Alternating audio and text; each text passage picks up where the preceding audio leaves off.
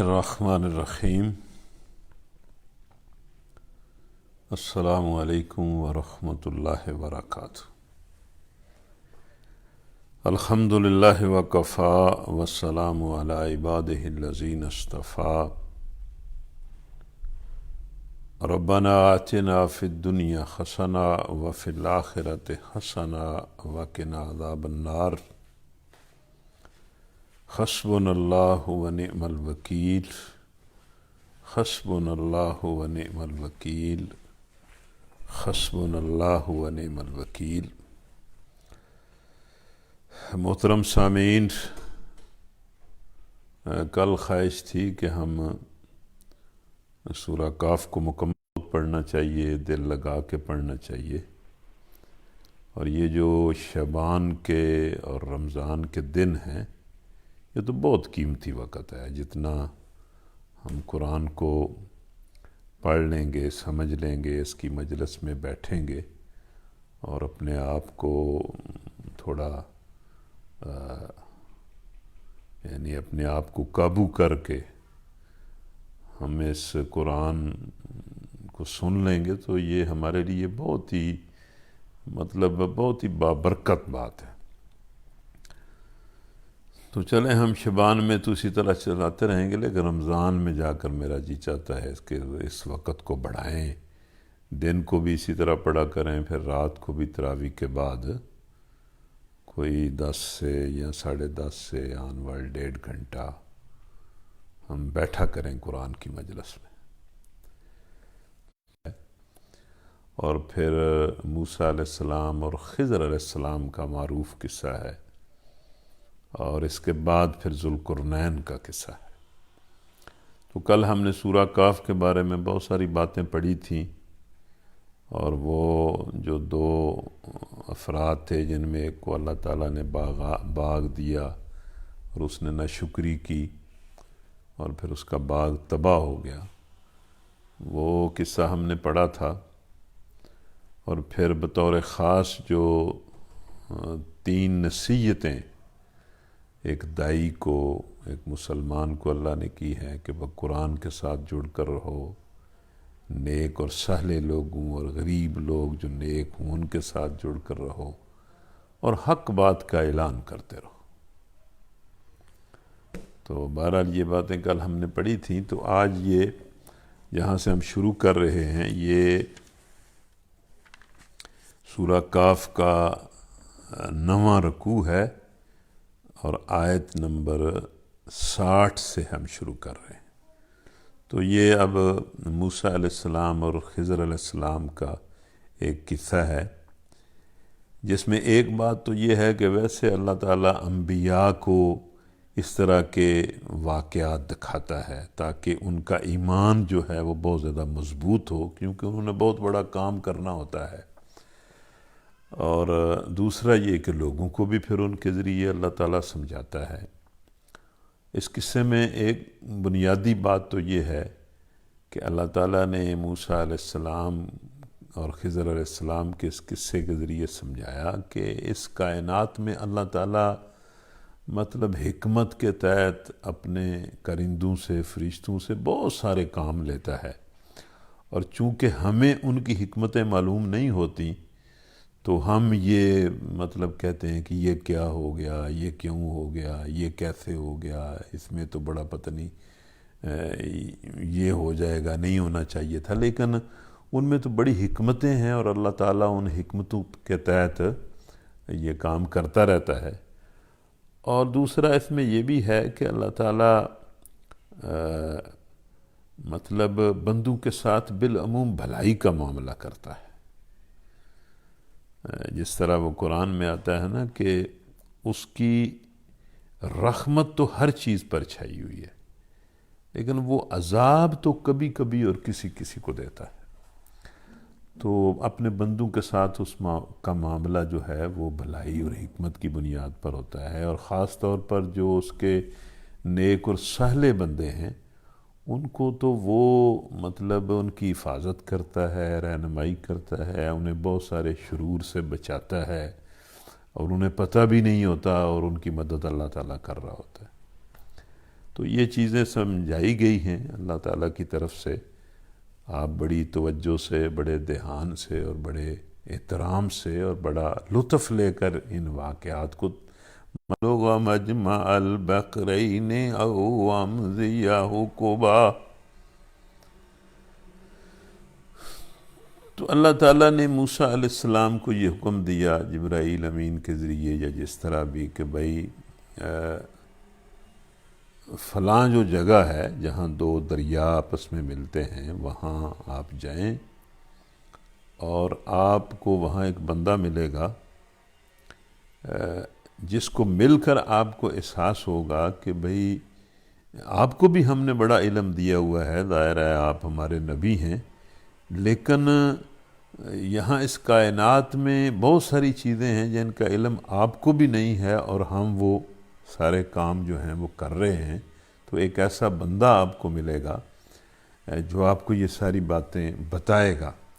یا حدیث میں اس طرح بھی آتا ہے کہ حضرت موسیٰ علیہ السلام نے کہیں پر گفتگو کی اور کسی نے پوچھا کہ بھئی اس وقت سب سے زیادہ جاننے والا کون ہے؟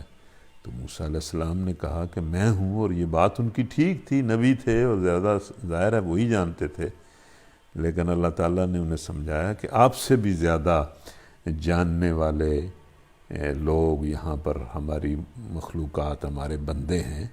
آپ وہاں جائیں اور اس بندے کو ملیں، آپ کو یہ بات سمجھ آ جائے گی.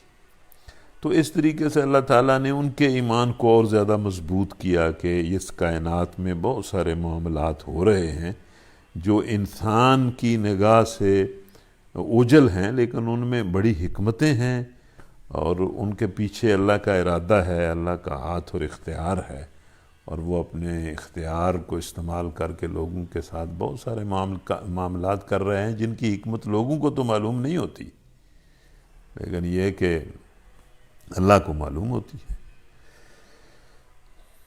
وَإِذْ قَالَ مُوسَىٰ لِفَتَاهُ لَا أَبْرَحُ حَتَّىٰ أَبْلُغَ مَجْمَعَ الْبَحْرَيْنِ أَوْ أَمْضِيَ حُقُبًا.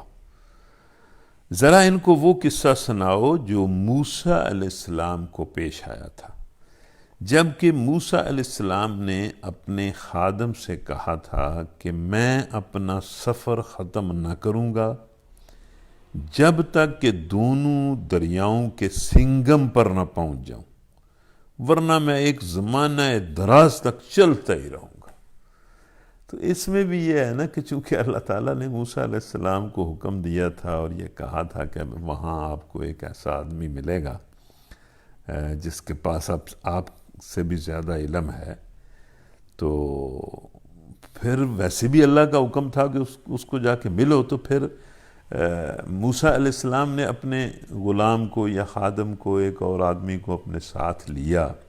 اس کے بارے میں بھی مفسرین نے لکھا ہے کہ یہ یوشع بن نون تھے جو ان کے ساتھی تھے، اور بعد میں اللہ تعالیٰ نے ان کو نبی بھی بنایا. اس طرح کی بات بھی لوگ کرتے ہیں. تو ان کو ساتھ لے کر چل پڑے، لیکن دیکھیں مطلب عزم کتنا کیا کہ میں یہ کام ضرور کروں گا کیونکہ اللہ نے حکم دیا ہے اور وہاں سے میں نے حکمت اور علم حاصل کرنا ہے. لہذا میں وہاں جہاں اللہ نے کہا ہے کہ دو دریاؤں کے سنگم پر آپ پہنچیں، میں وہاں جاؤں گا اور مطلب عرصہ دراز تک بھی مجھے سفر کرنا پڑے تو میں چلتا رہوں گا.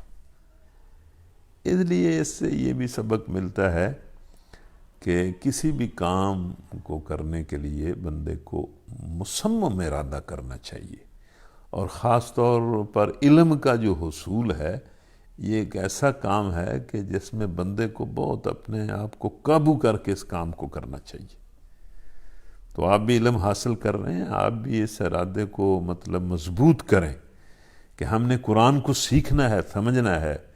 میں تو اپنے سامعین سے کہتا رہتا ہوں کہ قرآن کو سیکھنے کا تو ایسا عزم کریں کہ اس کو سارے کو پڑھیں، سمجھیں، دیکھیں آپ کی زندگی میں کتنی برکتیں پیدا ہوتی ہیں اور کس طرح اللہ تعالیٰ آپ کے لیے راستے کھولتا ہے. اور ساتھ ہی مطلب یہ آتا ہے کہ اس خادم کے پاس ناشتہ تھا اور موسیٰ علیہ السلام نے کہا کہ یہ جو ناشتے میں آپ کے پاس مچھی ہے، یہ جب زندہ ہو کر نکل کر پانی میں جلی جائے گی تو اس وقت مطلب وہ جگہ ہوگی جہاں وہ بندہ ہمیں ملنا ہے۔ تو انہوں نے کہا کہ اور مطلب موسیٰ علیہ السلام نے کہا کہ اس وقت مجھے بتانا کہ یہ ہو گیا ہے معاملہ، لیکن انہوں نے کہا کہ میں ضرور بتاؤں گا، اور وہ بھول گئے۔ اس میں بھی بعض مفسرین نے تو لکھا ہے کہ وہ انشاءاللہ کہنا بھول گئے کہ میں انشاءاللہ بتاؤں گا۔ انہوں نے کہا کہ اگر اس طرح کا مسئلہ ہے کہ میرے تھیلے میں ناشتہ ہے، اس میں پکی ہوئی مچھلی تلی ہوئی ہے، وہ زندہ ہو کر جب پانی میں چلی جائے گی تو یہ کوئی ایسا تو معاملہ نہیں ہے کہ میں اس کو بھول جاؤں۔ انہوں نے کہا کہ میں آپ کو بتاؤں گا، اور انشاءاللہ نہیں کہا، اور وہ بھول گئے۔ فَلَمَّا بَلَغَ مَجْمَعَ بَيْنِهِمَا نَسِيَ حُوتَهُمَا فَاتَّخَذَ سَبِيلَهُ فِي الْبَحْرِ سَرَبًا۔ پس جب وہ ان کے سنگم پر پہنچے، مطلب جو دو دریا تھے جہاں وہ ملتے تھے، وہ چلتے چلتے دونوں وہاں پہنچ گئے تو اپنی مچھلی سے غافل ہو گئے، اور وہ نکل کر اس طرح دریا میں چلی گئی جیسے کہ کوئی سرنگ لگی ہو۔ تو وہ مچھلی نکلی اور وہ دریا میں چلی گئی، اور مطلب دریا میں سرنگ لگی ہو کا مطلب یہ ہے کہ وہ اس طرح دریا میں گئی کہ دریا کا پانی مطلب اس کو راستہ دیتا گیا، وہ اندر چلی گئی۔ اور وہ جو موسیٰ علیہ السلام کے خادم تھے وہ اس بات کو ان کے سامنے کرنا بھول گئے۔ فَلَمَّا جَاوَزَهُ قَالَ لِفَتَاهُ آتِنَا غَدَاءَنَا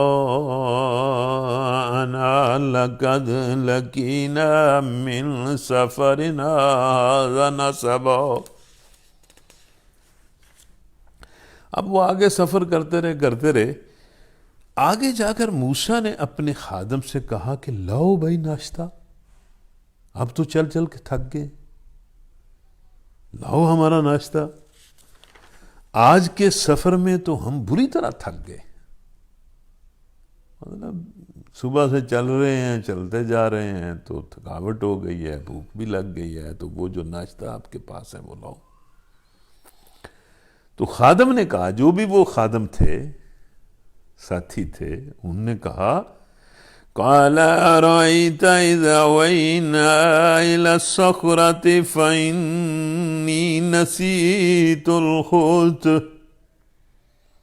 وَمَا أَنسَانِيهُ إِلَّا الشَّيْطَانُ أَنْ أَذْكُرَهُ وَاتَّخَذَ سَبِيلَهُ فِي الْبَحْرِ عَجَبًا۔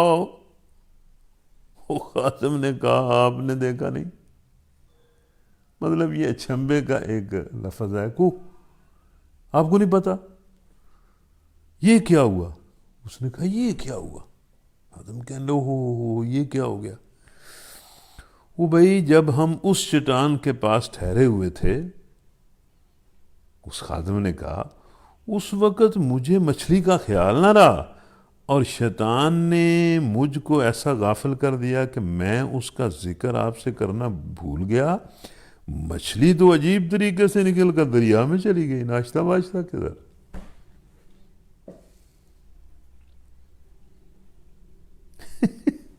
مطلب یہ کہ وہ باقی ناشتہ ان کے پاس ہوگا، انہوں نے ناشتہ کر لیا ہوگا، لیکن اس نے کہا مچھلی تو وہاں جو چٹان تھی اور وہاں ہم ٹھہرے تھے تو مجھے تو یاد نہیں رہا، تو مچھلی تو عجیب طریقے سے نکل کر پانی میں چلی گئی۔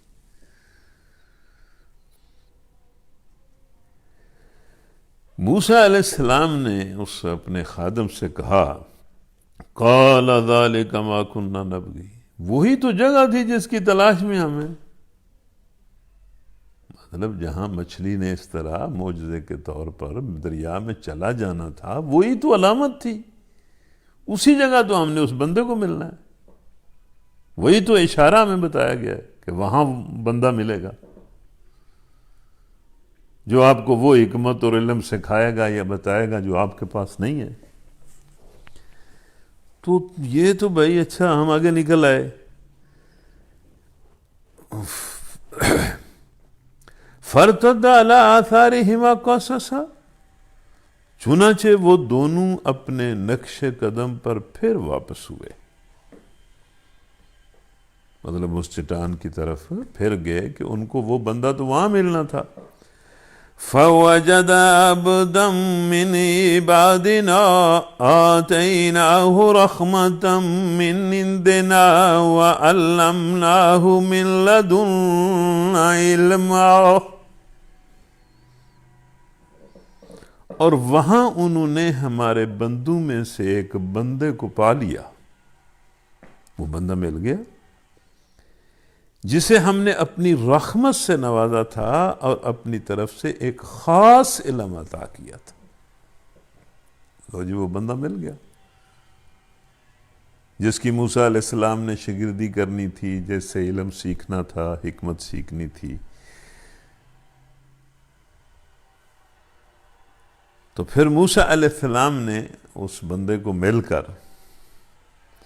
قال له موسى هل أتبعك على أن تعلمني مما علمت رشدا قال إنك لن تستطيع معي صبرا وكيف تصبر ولا ما لم تحط به خبرا قال ستجدني إن شاء الله صابرا ولا أعصي لك أمرا قال فإن اتبعتني فلا تسألني عن شيء حتى أحدث لك منه ذكرا.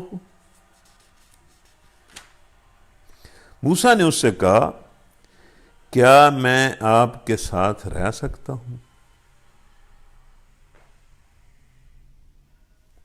مطلب آپ کی شاگردی میں آپ کے ساتھ رہ سکتا ہوں، آپ کے ساتھ رہ کر کچھ سیکھ سکتا ہوں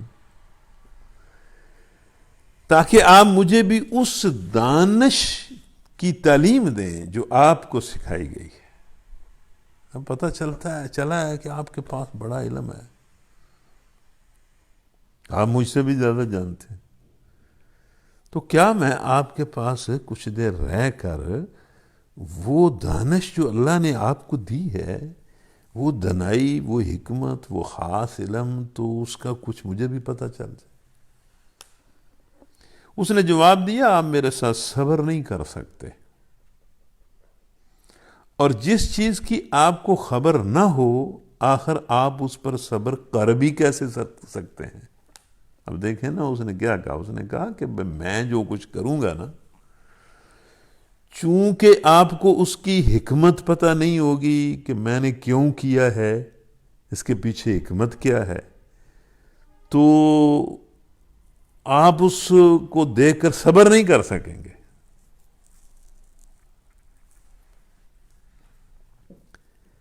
اور آپ صبر کر بھی کیسے سکتے ہیں چونکہ آپ کو میں نے تو عجیب عجیب کام کرنے ہیں. مطلب جو حکمت یا علم اللہ نے مجھے دیا ہے یا جو اختیار مجھے دیا ہے، جب میں وہ کروں گا تو آپ حیران ہوں گے کہ یہ کیسے کام کرتے ہیں. تو آپ بار بار بولیں گے، ظاہر ہے آپ صبر نہیں کر سکتے.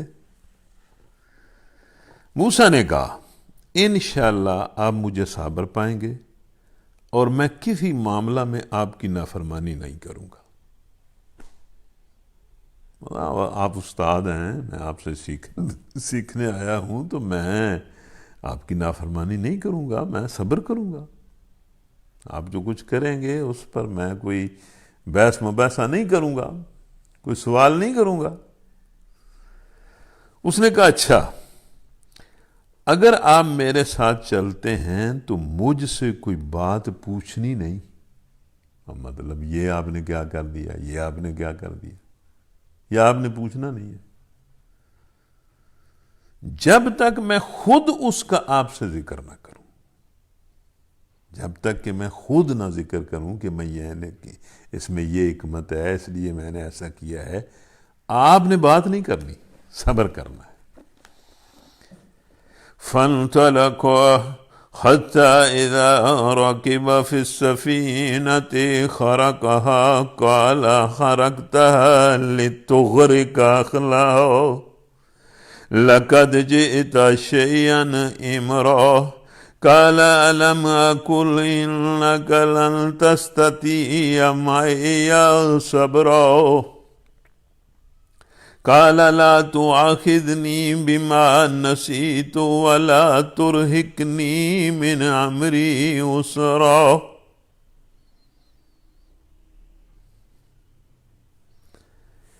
اب وہ دونوں چل پڑے، یہاں تک کہ جب وہ ایک کشتی میں سوار ہوئے، مطلب چل پڑے اور پھر وہ ایک کشتی میں سوار ہو گئے، مطلب جدھر جدھر ظاہر ہے وہ جو خضر علیہ السلام تھے انہوں نے جانا تھا، ساتھ ساتھ موسیٰ علیہ السلام نے بھی جانا تھا، تو وہ ایک کشتی میں بیٹھے، دریا کو انہوں نے پار کرنا ہوگا۔ تو اس شخص نے، وہ جو خضر علیہ السلام تھے، موسیٰ علیہ السلام کو جو ملے تھے، موسیٰ علیہ السلام نے ان کی شاگردی اختیار کی، ان کو کہا کہ مجھے اپنے ساتھ رکھیں اور جو دانش حکمت اللہ نے آپ کو بخشی ہے میں اس سے کچھ سیکھ لوں، تو وہ بھی ساتھ تھے۔ تو وہ جو شخص تھا خضر علیہ السلام، اس نے اس کشتی کا پھٹا توڑ دیا، اس میں شگاف کر دی، پھٹا اس کا توڑ دیا نیچے والا۔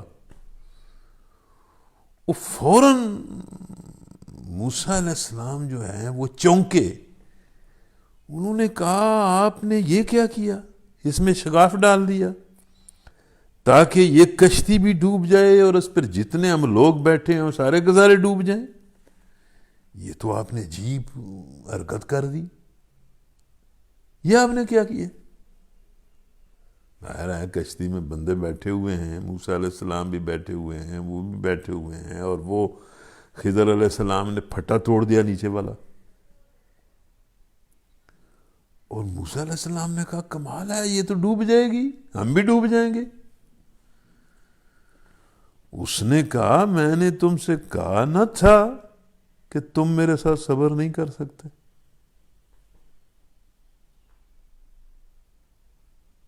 میرے ساتھ صبر نہیں کر سکتے، میں نے آپ کو کہا تھا کہ آپ نے مجھ سے پوچھنا نہیں ہے جب تک کہ میں ذکر نہ کر دوں کہ یہ میں نے کیا کیا۔ موسیٰ علیہ السلام نے کہا بھول چوک پر مجھے نہ پکڑیے، میرے معاملے میں آپ ذرا سختی سے کام نہ لیں، مطلب یہ ہے کہ میرے ساتھ نرمی برتیں، مطلب میں بھول گیا ہوں کہ بھئی آپ سے یہ کہا تھا کہ میں نہیں پوچھوں گا، تو یہ چونکہ آپ نے عجیب کام کر دیا تو میں نے پوچھ لیا ہے، تو ذرا میرے بارے میں مطلب نرمی کرے، سختی نہ کرے۔ اور پھر وہ چل پڑے۔ فَانْطَلَقَا حَتَّى إِذَا لَقِيَ غُلَامًا فَقَتَلَهُ قَالَ قَتَلْتَ نَفْسًا زَكِيَّةً بِغَيْرِ نَفْسٍ لَقَدْ جِئْتَ شَيْئًا نُكْرًا قَالَ أَلَمْ أَقُل لَّكَ إِنَّكَ لَن تَسْتَطِيعَ مَعِيَ صَبْرًا قال إن سألتك عن شيء بعدها فلا تصاحبني قد بلغت من لدني عذرا۔ پھر وہ دونوں چل پڑے۔ موسیٰ علیہ السلام نے کہا کہ بھول گیا ہوں، بھول چوک میں مجھے نہ پکڑیے اور تھوڑا میرے ساتھ نرمی کیجئے، تو پھر وہ آگے چل پڑے، یہاں تک کہ ان کو ایک لڑکا ملا، کہیں جا رہے تھے، راستے میں کوئی لڑکا آ گیا، لڑکا ملا، اور اس شخص نے، خضر علیہ السلام نے اس کو پکڑا اور مار ہی دیا، قتل ہی کر دیا، اس بچے کو قتل کر دیا۔ موسیٰ نے کہا آپ نے ایک بے گناہ کی جان لے لی، اس بچے نے کیا کیا تھا؟ آپ نے اس کو قتل کر دیا، حالانکہ اس نے کسی کا خون نہیں کیا، بغیر مطلب کہ کمال ہے آپ نے بچہ قتل کر دیا، یہ کام تو آپ نے بہت ہی برا کیا۔ اس نے کہا میں نے تم سے کہا نہ تھا کہ تم میرے ساتھ صبر نہیں کر سکتے؟ پہلی دفعہ بھی صبر نہیں کر سکے، اب بھی صبر نہیں کر سکے۔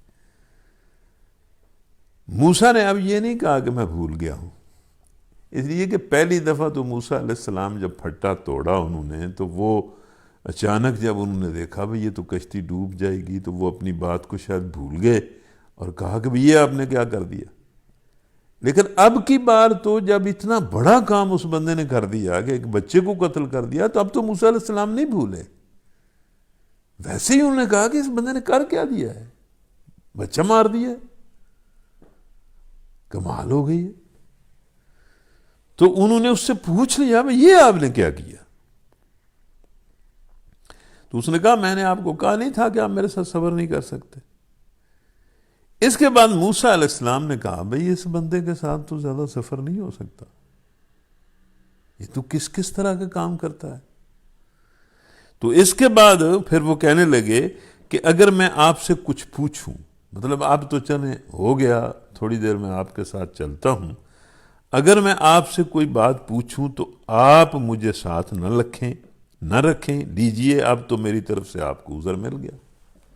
تو موسیٰ علیہ السلام نے وعدہ کیا کہ بھائی تھوڑا مجھے چلنے دیں اپنے ساتھ، اگر میں اب آپ سے کوئی بات پوچھوں تو مجھے اپنے آپ سے جدا کر دینا۔ اور کہنے لگے کہ اب ٹھیک ہے، اب مجھے اپنے آپ سے جدا کر دینا۔ فانطلقا حتى إذا آتيا أهل قرية استطعما أهلها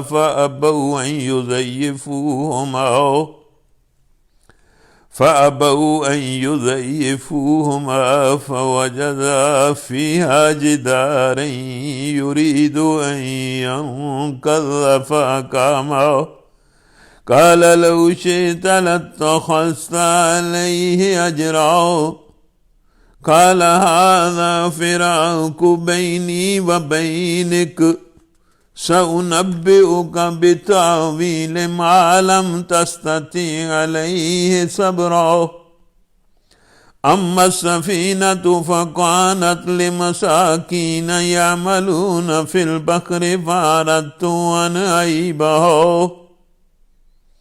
فأردت أن أعيبها وكان وراءهم ملك يأخذ كل سفينة غصبا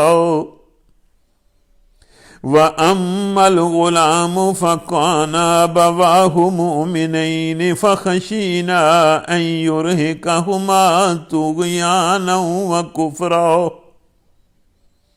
فأردنا أن يبدلهما ربهما خيرا منه زكاة وأقرب رحما وأما الجدار فكان لغلامين يتيمين في المدينة وكان تحته كنز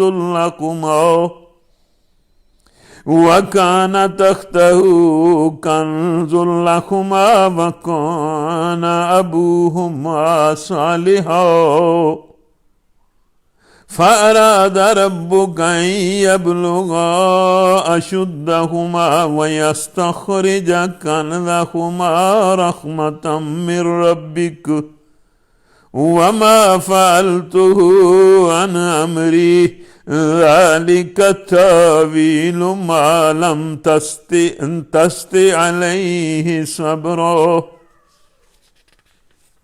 لو جی اب یہ اس سفر کا، اس واقعے کا آخری حصہ ہے، اور یہ بہت ہی کمال کا واقعہ اللہ تعالیٰ نے بیان کیا ہے لوگوں کو سمجھانے کے لیے۔ اللہ تعالیٰ ہمیں سمجھ دے اور ایمان دے، اور جو بات اس میں سمجھائی گئی ہے اس کے مطابق ہمیں حالات کو ڈیل کرنے کا حوصلہ اور صبر دے۔ پھر وہ آگے چلے یہاں تک کہ ایک بستی میں پہنچے اور وہاں کے لوگوں سے کھانا مانگا، مگر انہوں نے ان دونوں کو کھانا دینے سے انکار کر دیا۔ ایک بستی میں گئے، بھوک لگی ہوئی تھی، سفر تھا، اور ممکن ہے وہاں کوئی ان تینوں مسافروں کو کوئی مطلب رات آ گئی ہو، مطلب اس طرح وہاں ٹھہرنا پڑ گیا ہو، اور اس بستی کے لوگوں سے کہا کہ بھائی ہم مسافر ہیں، اور مسافروں کو ظاہر ہے مسافروں کو کھانا کھلانا تو انسانی معاشرت کا ایک حصہ ہے، اور اسلام نے تو اس پر بڑا زور دیا ہے کہ بھائی مسافروں کو کھانا کھلانا چاہیے، مسافروں کی مدد کرنی چاہیے۔ تو بعض علاقوں میں مسافرت ہوتی بھی اس طرح ہی ہے، اور جب بندہ اپنے وطن سے کہیں دور ہو، سفر میں ہو، کسی پریشانی میں پھنس جائے تو اس کی مدد کی، ویسے ہی اس کو مدد کی ضرورت ہوتی ہے۔ تو یہ دونوں جو مسافر تھے وہ کہیں پر ٹھہرے، کسی بستی میں گئے، اور ان سے بستی والوں سے انہوں نے کہا کہ بھائی ہمیں کھانا دیں، تو انہوں نے کھانا دینے سے انکار کر دیا۔ لیکن وہاں بستی سے نکلنے لگے یا وہاں ٹھہرے ہوئے تھے تو ان دونوں مسافروں نے وہاں ایک دیوار دیکھی جو بالکل اس طرح تھی کہ بسیدہ ہو چکی تھی اور گرنے والی تھی۔ وہ جو شخص تھے خضر علیہ السلام، انہوں نے اس دیوار کو پھر قائم کر دیا۔ مطلب کس طرح قائم کیا، کوئی اشارے سے نہیں، بلکہ لگتا یہ ہے کہ پوری محنت کی، مزدوری کی، کام کیا، اور وہ جو بسیدہ دیوار تھی اس کو پوری طرح بالکل ٹھیک ٹھاک بنا دیا۔ موسیٰ علیہ السلام بڑے حیران ہوئے کہ بھائی یہ بندہ عجیب ہے کہ ان لوگوں نے دیا ہمیں کھانا بھی نہیں ہے، اور یہ ایک دیوار بسیدہ پڑی ہوئی ہے، بس ٹھیک ہے پڑی ہوئی ہے، اس کو بنانے کی اب کیا ضرورت ہے، کیوں اس کو بنایا جائے؟ تو اب خضر علیہ السلام نے جو ہے وہ اس کو بنانا شروع کر دیا اور کھڑا کر دیا۔ ہو سکتا ہے ساتھ موسیٰ علیہ السلام کو اور جو ان کے خادم تھے ان کو بھی اس نے کہا تھا بھی آپ بھی کام کریں، یہ اس دیوار کو بنانا ہے، اور دیوار کو بالکل ٹھیک ٹھاک کر دیا، بنا دیا۔ تو موسیٰ علیہ السلام بڑے حیران ہوئے کہ بھئی یہ کمال ہے۔ تو انہوں نے کہا کہ بھئی آپ نے یہ اگر کام کرنا ہی تھا تو ان ظالموں سے جنہوں نے ہمیں کھانا تک نہیں دیا، اس کام کی ان سے کوئی اجرت تو لے لیتے، یہ کام آپ نے کیا ہے ان کا، ان سے کوئی اجرت کا معاملہ ہی کر لیتے۔ اس بندے نے کہا لے بھائی موسیٰ علیہ السلام، میرا تیرا ساتھ ختم ہوا، تیرا وعدہ تھا کہ اب میں اگر آپ سے کچھ پوچھوں تو مجھے الگ کر دینا۔ تو آپ پہلی بار بھی صبر نہیں کر سکے، دوسری بار بھی صبر نہیں کر سکے، اور تیسری بار بھی آپ صبر نہیں کر سکے، اس وعدے کے باوجود کہ آپ مجھے الگ کر دینا، تو ٹھیک ہے پھر اب آپ الگ ہو جائیں۔ لیکن یہ جو تینوں کام میں نے کیے ہیں ان کی اب میں تمہیں وجہ بتا دیتا ہوں کہ یہ میں نے کیوں کیے ہیں، اور ایک وجہ تو یہ ہے کہ میں نے خود نہیں کیے، یہ اللہ کے حکم کے تحت میں نے کیے ہیں۔ اللہ نے مجھے اس کا اختیار دیا ہوا ہے اور میں نے اس کے حکم پر ہی عمل کیا ہے، اور یہ اس کا جو مطلب یہ تینوں کام ہیں، ایک تو اس کے حکم کی وجہ سے، اور تیسرا یہ کہ بھئی ان تینوں کاموں میں اللہ کی رحمت شامل ہے، اس نے اپنی رحمت کی وجہ سے کیے ہیں۔ ایک تو میں نے خود نہیں کیے، اللہ نے حکم دیا ہے، اور اللہ تعالیٰ کی ان تینوں کاموں میں حکمت بھی ہے اور بندوں پر رحمت بھی ہے۔ اب میں تمہیں ان باتوں کی حقیقت بتاتا ہوں جن پر تم صبر نہیں کر سکے۔ اس کشتی کا معاملہ یہ ہے جس کا پھٹا میں نے توڑ دیا تھا، اور آپ کو ڈر لگ گیا تھا کہ لوگ مر جائیں گے، ڈوب جائیں گے۔ اس کا معاملہ یہ ہے کہ وہ چند غریب آدمیوں کی تھی، مسکین لوگ تھے، غریب تھے، اپنی محنت مزدوری کرتے تھے، وہ کشتی چلاتے تھے، اور اس کشتی سے وہ اپنے لیے اور اپنے بچوں کے لیے روزی کماتے تھے، اور غریب لوگ تھے۔ میں نے چاہا کہ اسے میں عیب دار بنا دوں، مطلب یہ نئی کشتی ہے، ٹھیک ٹھاک ہے، لیکن میں اس کو عیب دار بنا دوں، مطلب اس کے اندر ایک نقص پیدا کر دوں، کیونکہ آگے ایک ایسے بادشاہ کا علاقہ تھا جو ہر کشتی کو زبردستی چھین لیتا تھا۔ اس کا مطلب یہ ہے کہ آگے کوئی علاقہ تھا یا کوئی مطلب بادشاہ کے کرندے پھر رہے ہوں گے جو آگے آنے والے تھے، اور وہ ہر ٹھیک ٹھاک جو کشتی ہوتی تھی نا اس کو وہ اپنی تحویل میں لے لیتے تھے، غصب کر لیتے تھے، چھین لیتے تھے، اور اگر کوئی کشتی کسی کے اندر نقص ہو، وہ کہیں سے کوئی ٹوٹی ہوئی ہو، تو وہ اس کو چھوڑ دیتے تھے۔ تو اس لیے میں نے پھٹا توڑا اللہ کے حکم سے کہ یہ مسکین لوگ ہیں، یہ بیچارے محنت مزدوری کر رہے ہیں، ان کی یہ کشتی بچ جائے، اس بادشاہ کی دست برس سے بچ جائے، اس کے کرندے اس کو اپنی تحویل میں نہ لے لیں، اس پر قبضہ نہ کر لیں، اس کو چھین نہ لیں، اس لیے اس کا پھٹا میں نے توڑا اللہ کے حکم سے۔ عجیب بات ہے۔ اور پھر اس نے کہا کہ رہا وہ لڑکا جس کو میں نے قتل کر دیا، تو اس کے والدین مومن تھے، نیک تھے۔ ہمیں یہ اندیشہ ہوا کہ یہ لڑکا اپنی سرکشی اور کفر سے اپنے والدین کو تنگ کرے گا، اس لیے ہم نے چاہا کہ ان کا رب اس کے بدلے ان کو ایسی اولاد دے جو اخلاق میں بھی اس سے بہتر ہو اور جس سے صلہ رحمی بھی زیادہ متوقع ہو۔ اب اس نے کہا کہ وہ بچہ اللہ کے حکم سے میں نے قتل کیا ہے، اس لیے کہ بچے کا جو مستقبل تھا ٹھیک نہیں تھا، وہ بچہ کوئی ٹھیک انسان بننے والا نہیں تھا، اس کے والدین نیک تھے اور نافرمان، اور مطلب نافرمانی سے اور سرکشی سے اور اپنے کفر سے اس نے والدین کو تنگ کرنا تھا۔ اللہ نے چاہا اس کو ختم کر دیں، اللہ نے دیا تھا، مطلب ظاہر ہے اس کے ذریعے اللہ تعالیٰ نے ان لوگوں کو آزمائش میں بھی ڈالا، اور مطلب ایک اپنی حکمت کے تحت ان کو کسی بڑی مصیبت سے بچا بھی لیا، اور ان کو اللہ تعالیٰ وہ شخص کہتا ہے کہ اللہ نے چاہا کہ میں ان کو فرما بردار بچہ دوں جو صلہ رحمی کرنے والا ہو، اس لیے ہم نے اس کو قتل کر دیا۔ اس کے بعد پھر اس شخص نے کہا کہ اس دیوار کا معاملہ یہ ہے کہ یہ 2 یتیم لڑکوں کی ہے، یہ جو دیوار جو ہم نے بنائی ہے اس کے مالک 2 یتیم لڑکے ہیں، ان کا باپ فوت ہو گیا ہے۔ اس دیوار کے نیچے ان بچوں کے لیے ان کے باپ نے ایک خزانہ دفن کیا ہوا ہے، اور ان کا باپ ایک نیک آدمی تھا، اس لیے تمہارے رب نے چاہا کہ یہ دونوں بچے بالغ ہو جائیں اور اپنا خزانہ خود نکال لیں۔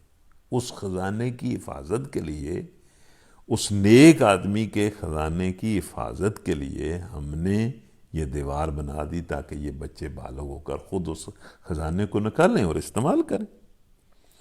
یہ سب کچھ تمہارے رب کی رحمت کی بنا پر کیا گیا، میں نے کچھ اپنے اختیار سے نہیں کیا۔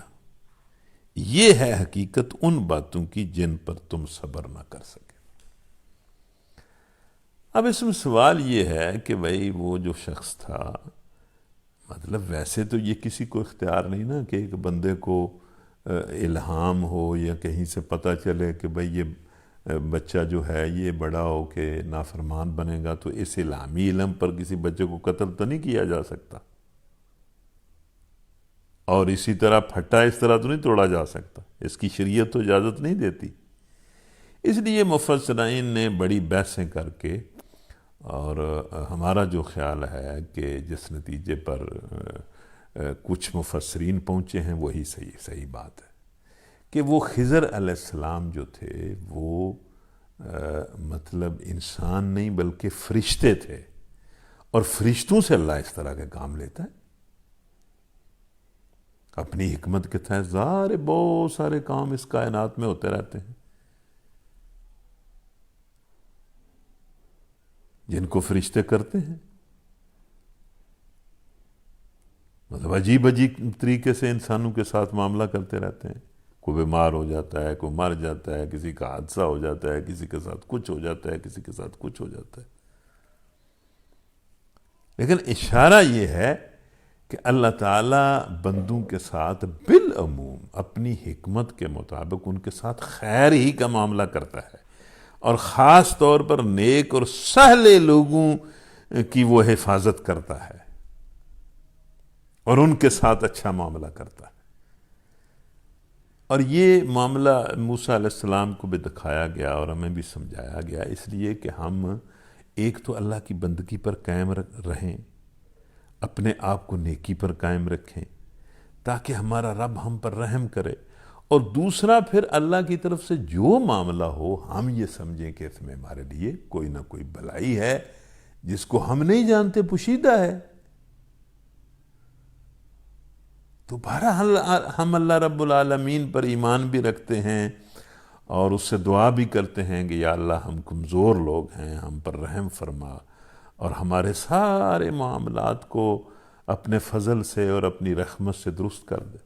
مجھے ذاتی طور پر ایک بات یاد ہے کہ میرا ایک بہت ہی عزیز دوست ایک حادثے میں فوت ہوا، اور مطلب یہ جوانی کا عالم تھا، اب تو یہ پوزیشن نہیں ہے، تو اس کا مجھے بہت ہی دکھ ہوا، بہت ہی افسوس ہوا، اور صحیح بات یہ ہے کہ مجھے کچھ دن مطلب صبر نہیں آتا تھا، لیکن انہی دنوں میں جب میں نے قرآن کا یہ حصہ پڑھا تو مجھے صبر آ گیا، اور مجھے خیال آیا کہ اس میں بھی اللہ تعالیٰ کی کوئی حکمت ہوگی، اور کچھ حکمتوں کو پھر ہم نے مشاہدہ بھی کیا، اور واقعی اس میں اس کے لیے بھی اور اس کے بچوں کے لیے بھی بڑی حکمتیں تھیں۔ اللہ اس کو دنیا سے لے گیا، بہترین حالت پر لے گیا، اس وقت اس کی بہترین حالت تھی، مستقبل اللہ کو پتہ ہوتا ہے، اور اللہ تعالیٰ نے اس کے بچوں کی بھی بہت اچھی نگہداشت کی، بہت ہی اچھی نگہداشت کی۔ تو اس طرح مطلب یہ کہ دنیا میں ہونے والے سارے معاملات ظاہر ہے اللہ کے علم میں، اس کی قدرت میں ہوتے ہیں، اور وہ انسانوں کے ساتھ معاملہ کرتا رہتا ہے، لیکن انسانوں کو چونکہ پتہ نہیں ہوتا اور انسانوں کو بتانا مطلوب بھی نہیں ہے، انسان تو ایک آزمائش میں ہے کہ اللہ کی طرف سے جو کچھ ہوتا ہے اس پر وہ صبر اور شکر کرتے ہیں یا نہیں کرتے۔ تو اس واقعے میں بھی بڑا سبق ہے ان لوگوں کے لیے کہ جو غور و فکر کرتے ہیں اور جو ایمان اور تقوی پر قائم رہتے ہیں اور اللہ کے فیصلوں پر صبر بھی کرتے ہیں اور شکر بھی کرتے ہیں۔ اللہ ہمارے حال پر اپنا فضل فرمائے اور ہر معاملے میں ہم پر رحم کرے۔ اس کے بعد پھر اگلا قصہ ہے ذوالقرنین کا۔ اب اس قصے کو پڑھنے سے پہلے آپ تمہید کے طور پر ایک بات سمجھ لیں کہ عام طور پر ہمارا یہ خیال ہے اور لوگوں کا یہ خیال ہے کہ اللہ تعالیٰ جن لوگوں کو اقتدار دیتا ہے، بادشاہت دیتا ہے، حکومت دیتا ہے، سلطنت دیتا ہے، تو وہ لوگ جو ہیں اس حکومت اور سلطنت اور اقتدار کے ذریعے ظلم اور زیادتیاں ہی کرتے ہیں، اللہ کی نافرمانیاں بھی کرتے ہیں اور لوگوں پر بھی ظلم کرتے ہیں، اور یہ بات ٹھیک ہے، یہ بات صحیح ہے، اور آج کے زمانے میں تو زیادہ صحیح ہے کہ جن کے پاس حکومتیں ہیں، حکمرانیاں ہیں، سلطنت ہیں، وسائل ہیں، اختیارات ہیں، انہوں نے ان کا غلط استعمال کیا، اور قرآن مجید میں یہ بات بھی آتی ہے کہ نمرود تھا جس نے ابراہیم علیہ السلام سے جھگڑا کیا اور ابراہیم علیہ السلام کو اٹھا کر جو ہے وہ آگ کے اندر پھینکا، اور پھر فرعون تھا جو سال ہا سال بنی اسرائیل پر ظلم ڈھاتا رہا، حتیٰ کہ اتنا ظلم کہ بنی اسرائیل کے وہ بچے ذبح کرتا رہا اور بچیوں کو وہ زندہ چھوڑتا رہا۔ اور اسی طرح ایک بادشاہ کے بارے میں آتا ہے، اسے اختیار تھا کہ اس نے مطلب ہزاروں لوگوں کو یا پتہ نہیں کتنے لوگوں کو محض ایمان لانے کے جرم میں بڑے بڑے گڑھے کھود کے اس میں ایندھن جلا کے اس میں پھینک دیا اور ان کو زندہ جلا دیا، ایمان والوں کو ایمان کے جرم کے طور پر اس کی ایمان کی سزا دینے کے لیے۔ اور اسی طرح یہ انسانوں کی تاریخ ہے کہ جس کے پاس حکومت ہوتی ہے، جس کے پاس اقتدار ہوتا ہے، جس کے پاس اختیار ہوتا ہے، وہ اپنے اختیار سے، اپنی سلطنت سے، اپنی طاقت سے، اپنے وسائل سے لوگوں کو گمراہ بھی کرتا ہے، لوگوں کے حق بھی مارتا ہے، اور لوگوں پر ظلم اور زیادتیاں بھی کرتا ہے۔ یہ اسی طرح ہوتا ہے، لیکن یہ بالکل اس طرح نہیں ہے۔ اللہ تعالیٰ نے بہرحال انسانی تاریخ میں ایسے بادشاہ بھی پیدا کیے ہیں کہ جنہوں نے بادشاہت کے ساتھ ہدایت کو بھی پھیلایا اور عدل کو بھی قائم کیا۔ ان میں یوسف علیہ السلام ہیں جنہوں نے 80 سال تک حکومت بھی کی اور نبوت بھی کی، اور پھر داؤد علیہ السلام کی حکومت، پھر سلیمان علیہ السلام کی حکومت، اور پھر ان انبیاء کے علاوہ ہم دیکھتے ہیں کہ ابو بکر صدیق کی حکومت، عمر فاروق کی حکومت۔ تو مطلب یہ کہ اس طرح نہیں ہے معاملہ صرف کہ اللہ تعالیٰ جو ہے وہ ضرور مطلب بادشاہ لوگوں کو بادشاہت دیتا ہے اور وہ صرف ظلم ہی کرتے ہیں، نیک اور صالح بادشاہ بھی پیدا ہوتے ہیں، اور اللہ تعالیٰ کو وہ بادشاہ بہت ہی مطلب بہت ہی اس کے مقرب ہوتے ہیں۔ وہ بادشاہ، وہ حاکم بڑا ہی اللہ کا مقرب ہے جو عدل کرتا ہے، بلکہ وہ شاید حدیث ہی کے الفاظ ہیں کہ ایک عادل بادشاہ تو اس زمین پر اللہ کا سایہ ہوتا ہے، ظل اللہ ہوتا ہے۔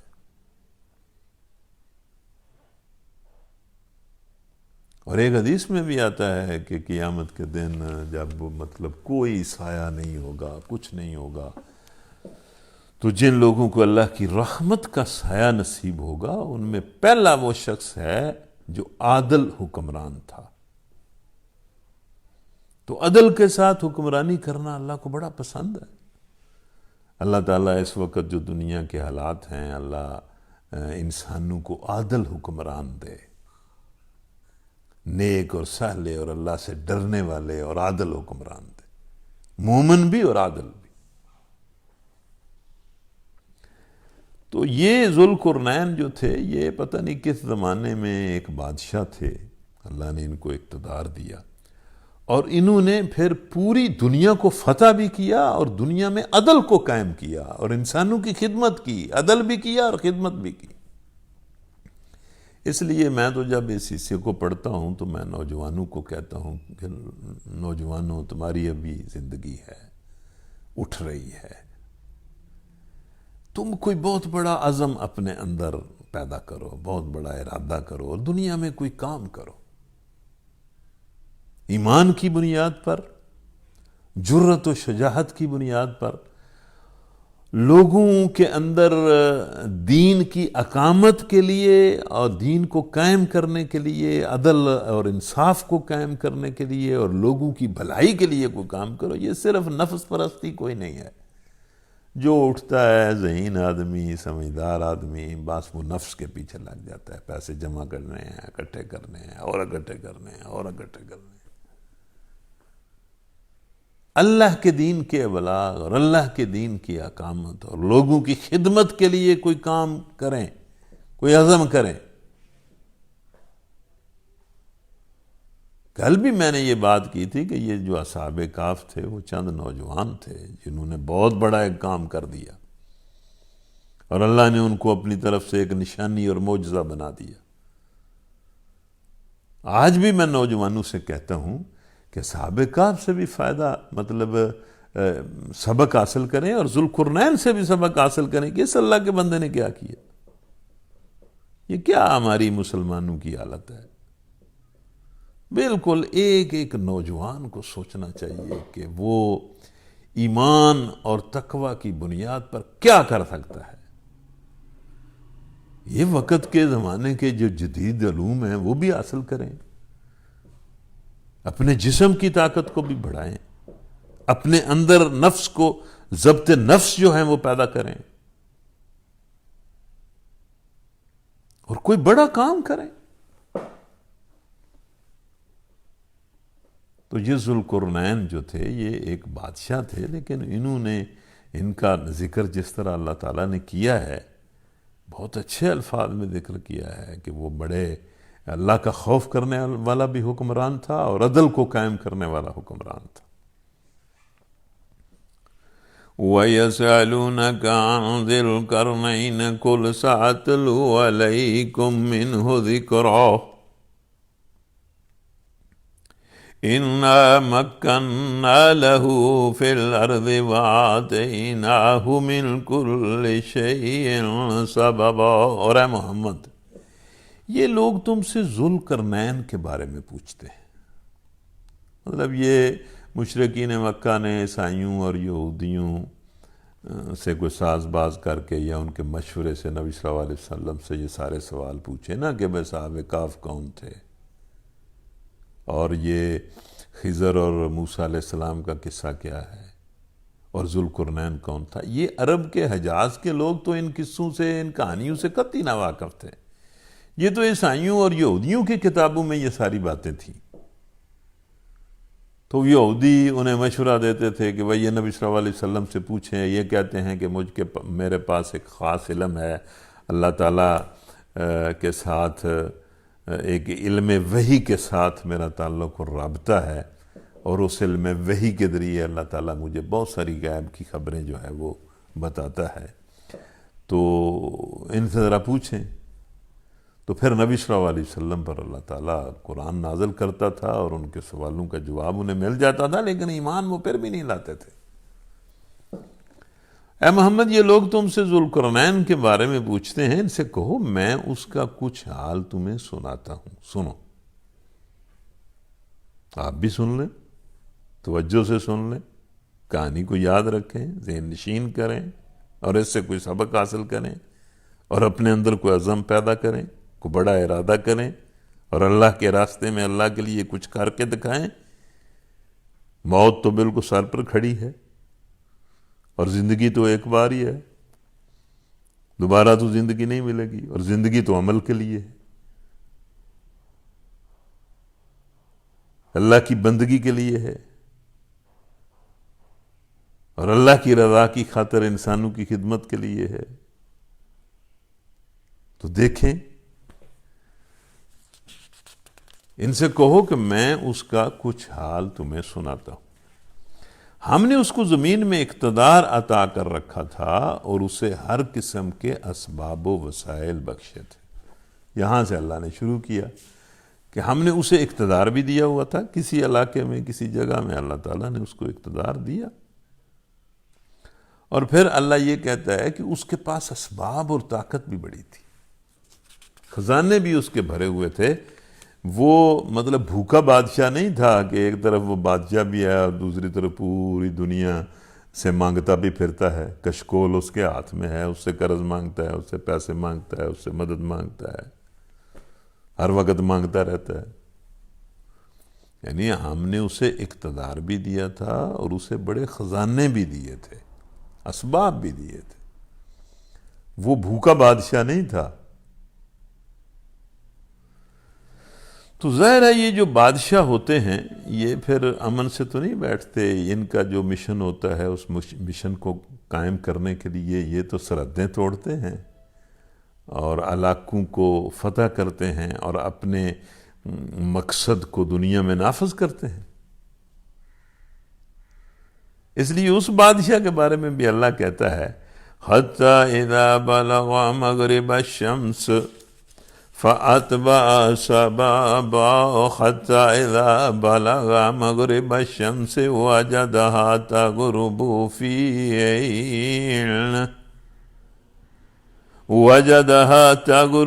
فِي عَيْنٍ حَمِئَةٍ وَوَجَدَ عِندَهَا قَوْمًا قُلْنَا يَا ذَا الْقَرْنَيْنِ إِمَّا أَن تُعَذِّبَ وَإِمَّا أَن تَتَّخِذَ فِيهِمْ حُسْنًا قَالَ أَمَّا مَنْ ظَلَمَ فَسَوْفَ نُعَذِّبُهُ ثُمَّ يُرَدُّ إِلَىٰ رَبِّهِ فَيُعَذِّبُهُ عَذَابًا نُكْرًا وَأَمَّا مَنْ آمَنَ وَعَمِلَ صَالِحًا فَلَهُ جَزَاءً الْحُسْنَى وَسَنَقُولُ لَهُ مِنْ أَمْرِنَا يُسْرًا۔ اس بادشاہ نے ایک مہم شروع کر دی۔ اس نے اسباب کو اکٹھا کیا، اپنے لوگوں کو اور اپنے وسائل کو اکٹھا کیا، اور اس نے دنیا کی اصلاح کے لیے، دنیا میں عدل کو قائم کرنے کے لیے، اللہ کے حکم کو قائم کرنے کے لیے وہ اٹھ کھڑا ہوا کہ میں اس طرح دنیا کو ظلم سے بھری ہوئی دنیا نہیں دیکھ سکتا۔ مجھے اللہ نے طاقت دی ہے، وسائل دیے ہیں، میں اس ظلم کو برداشت نہیں کر سکتا۔ تو اس نے ایک مہم کا آغاز کر دیا، فوج کشی کر دی، حتیٰ جب وہ غروب آفتاب کی حد تک پہنچ گیا تو اس نے سورج کو ایک کالے پانی میں ڈوبتے دیکھا۔ اس سے جو بظاہر مطلب لیا جا سکتا ہے وہ یہ ہے کہ وہ اپنی مہم میں، اپنی فوج کشی میں علاقوں کو فتح کرتا کرتا، اپنے زیر تسلط لاتا اس نے مغرب کی پوری متمدن دنیا، اس وقت جو دنیا بظاہر موجود تھی، جس دنیا کو وہ جانتا تھا اور جو متمدن دنیا تھی، اس نے ساری مغرب کی طرف ساری دنیا کو فتح کر لیا، اور وہ ایک سمندر کے کنارے پہنچ گیا جہاں سمندر جو ہے اس میں اس نے سورج کو ڈوبتے دیکھا۔ وہاں اسے قوم ملی، ایک قوم ملی۔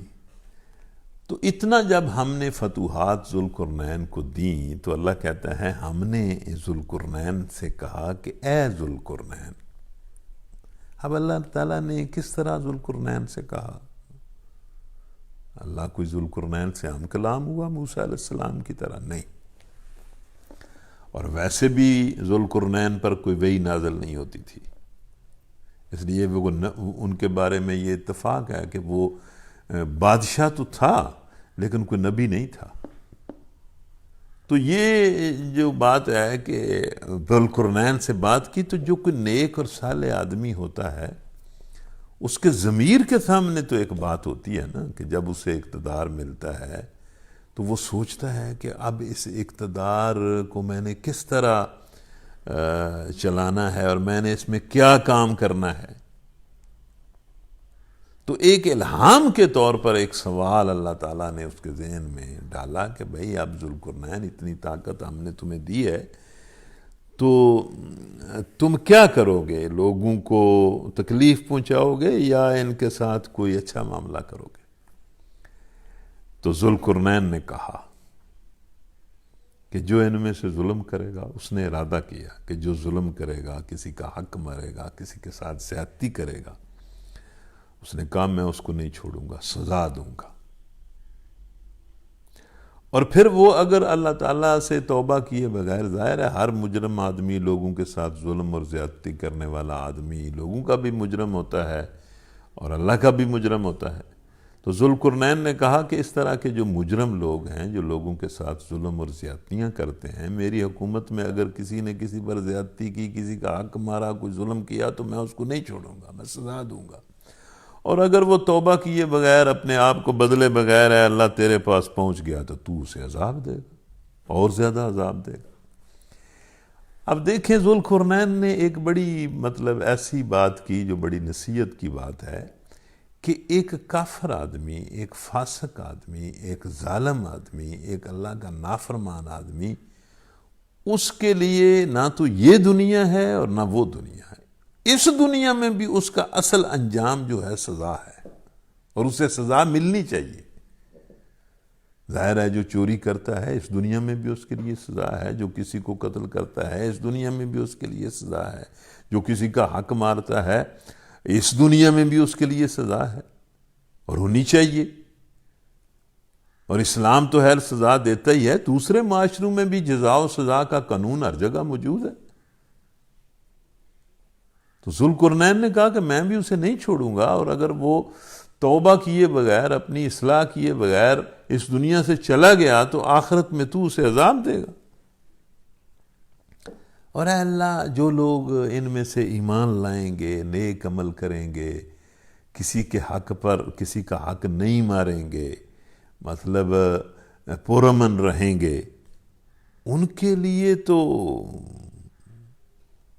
الحسنہ ہے. یہاں الحسنہ کے لفظ ہیں، فَلَهُ جَزَاءً الْحُسْنَى، الحسنہ، اور الحسنہ تو جنت کا نام ہے. تو ذوالقرنین نے کہا کہ ان کی اصل جزا جو ایمان لائیں گے، نیک عمل کریں گے میری حکومت میں جو لوگ، تو ان کی اصل جزا تو جنت ہے، وہ تو ظاہر تو نہیں دینی ہے. میں یہ کروں گا کہ ہم اس کو نرم احکام دیں گے. مطلب ایسی حکومت کریں گے، ایسی قانون سازی کریں گے کہ لوگوں کے لیے مشکلات نہ ہوں، ان کے لیے آسانیاں ہوں. یہ اس سے بھی ایک مطلب یہ مسئلہ نکلتا ہے، یہ بات اخذ ہوتی ہے کہ جو اسلامی حکومت ہے یا عدل کرنے والا جو حکمران ہے، اس کا یہ مشن ہوتا ہے کہ وہ لوگوں کے لیے آسانیاں پیدا کرتا ہے، ہر طرح کی آسانیاں، امن بھی اور آسانیاں بھی. مطلب ان کی خدمت کرتا ہے، اس طرح کے کام کرتا ہے کہ لوگوں کے لیے آسانیاں پیدا ہوں، ویلفیئر کے کام بھی ہوں، اور ویسے بھی لوگوں کے لیے جو ہے وہ آسان زندگی گزارنے کے مواقع پیدا ہوں، کوئی کسی کا محتاج نہ رہے. تو اس نے کہا کہ اے اللہ میں لوگوں کے لیے نرم احکام دوں گا. اور اللہ بھی حکم دیتا ہے مسلمان حکمرانوں کو کہ وہ لوگوں کے لیے نرمی پیدا کریں، آسانی پیدا کریں. اللہ خود قرآن میں کہتا ہے نا کہ یرید اللہ بکم اليسر ولا یرید بکم العسر، کہ اللہ تعالیٰ اپنے احکام کے ذریعے تمہارے ساتھ آسانی کرنا چاہتا ہے، تمہیں تنگی میں مبتلا نہیں کرنا چاہتا. تو اسی بات کو ذوالقرنین نے کیا.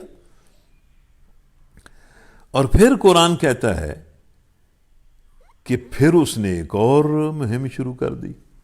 ثم اتبع سببا حتى اذا بلغ مطلع الشمس وجدها تطلع على قوم لم نجعل لهم من دونها سترا كذلك وقد احطنا بما لديه خبرا. پھر مختصر سی بات اللہ کرتا ہے کہ پھر اس نے ایک دوسری فوج کشی شروع کر دی، یہاں تک کہ طلوع آفتاب کی حد کو جا پہنچا. یعنی اس سارا مشرق بھی اس نے فتح کر لیا. کمال بندہ تھا بھائی. جس طرح حضرت خالد بن ولید جدھر جاتے تھے اور فتح ان کے قدم چومتی تھی، اسی طرح اب یہ ذوالقرنین بھی، اس نے مغرب بھی فتح کر لیا اور مشرق کی انتہا تک پہنچ گیا. وہاں اس نے دیکھا کہ سورج ایک ایسی قوم پر طلوع ہو رہا ہے جس کے لیے دھوپ سے بچنے کا کوئی سامان ہم نے نہیں کیا ہے. اب یہ ایک آپ یوں سمجھیں کہ ایک استعارہ ہے جس سے اللہ تعالیٰ یہ اشارہ کر رہا ہے کہ مشرق کی ساری متمدد دنیا اس نے فتح کر لی، اور ایک بالکل ایسی قوم تک وہ جا پہنچا جہاں لوگوں کو مکان بنانے کا بھی کوئی ڈھنگ نہیں تھا اور ٹینٹ بھی ان کے پاس کوئی نہیں تھے. مطلب بالکل ایک یعنی بہت ہی بدویانہ زندگی کی بھی بہت ہی جو کمزور ترین شکل تھی، اس طرح کی وہ زندگی گزار رہے تھے. یعنی کھلے آسمان کے نیچے زندگی گزار رہے تھے. اب بھی اس وقت بھی پہاڑوں میں، ریگستانوں میں کچھ لوگ ایسے رہتے ہیں کہ بالکل ان کی زندگی جو ہے وہ یعنی بالکل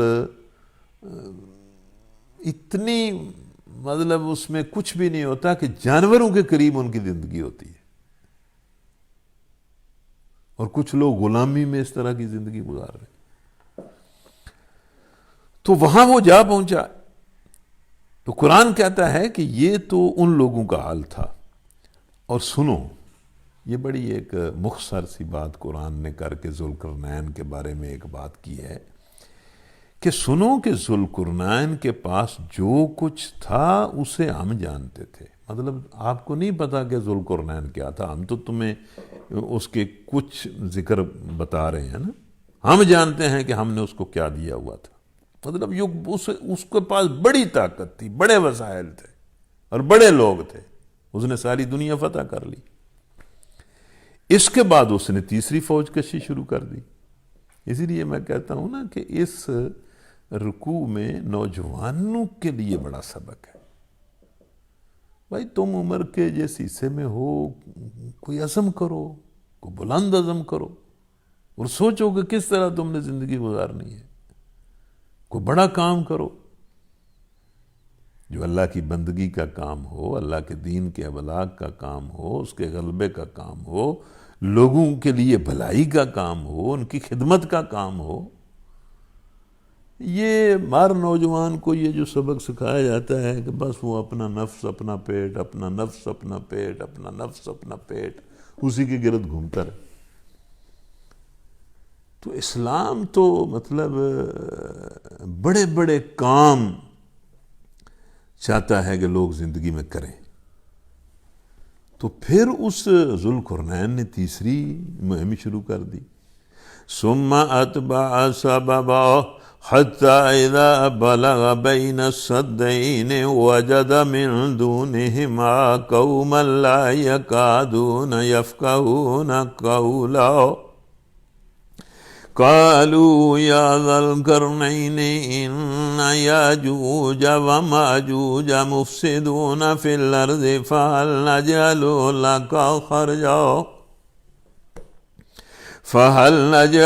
لك خرجا على أن تجعل بيننا وبينهم سدا قال ما مكنني فيه ربي خير فاعينوني بقوة أجعل بينكم وبينهم ردما آتوني زبر الحديد حتى إذا ساوى بين الصدفين قال انفخوا حتى إذا جعله نارا قال آتوني أفرغ عليه قطرا فما استطاعوا أن يظهروه وما استطاعوا له نقبا قال هذا رحمة من ربي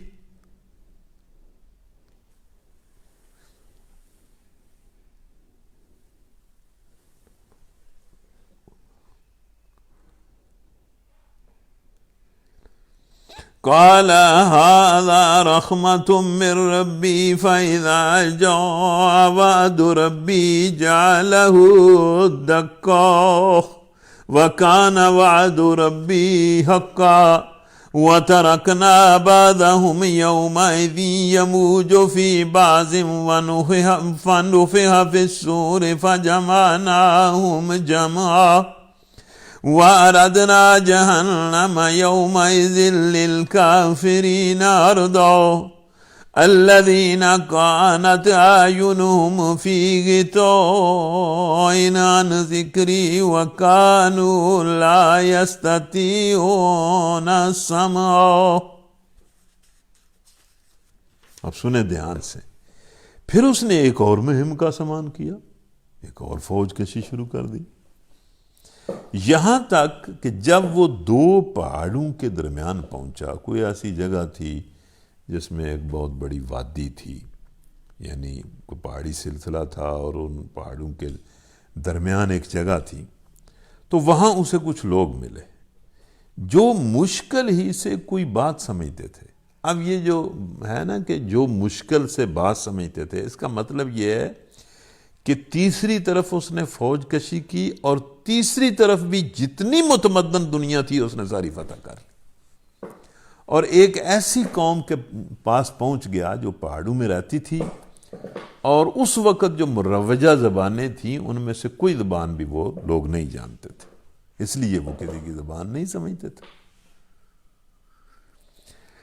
اب وہ جو لوگ تھے ان کو ایک تکلیف تھی، ایک مسئلے میں وہ گرفتار تھے. ان لوگوں نے ذوالقرنین کو اپنی بات سمجھائی اور کہا کہ اے ذوالقرنین، یہاں یاجوج اور ماجوج اس سرزمین میں بڑا فساد پھیلاتے ہیں. وہاں کوئی قبائل ہوں گے، کوئی اس طرح ڈاکو قسم کے کوئی قبائل، کوئی دہشت گرد یا غارت گر کوئی قبائل ہوں گے جو ان پر بیچاروں پر حملے کرتے ہوں گے، ان کی جانیں بھی تلف کرتے ہوں گے، ان کا مال بھی لوٹ جاتے ہوں گے. کہنے لگے کہ یہاں یاجوج ماجوج ہیں، وہ بڑا اس زمین میں فساد پھیلاتے ہیں، تو کیا ہم تجھے کوئی ٹیکس اس کام کے لیے دیں کہ تو ہمارے اور ان کے درمیان ایک بند تعمیر کر دے.